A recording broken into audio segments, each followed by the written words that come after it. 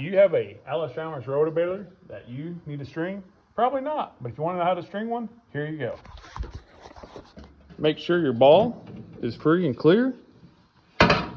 Make sure you go through that hole, bring it up, stick it in that hole, followed by over the springs, over the frame, but yet under the roof to the second hole.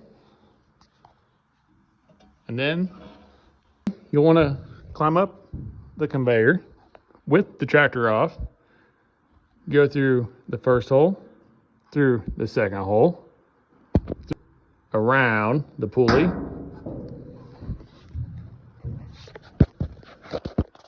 through the eyelet, behind the first arm,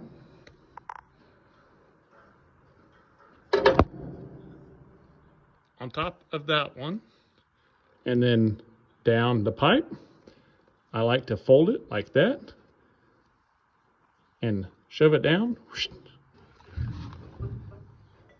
out the pipe, fold it again, push it through here, make sure you got enough tail and a little bit of straw, and then you should be good. If your arm is stuck here, make sure you come over here,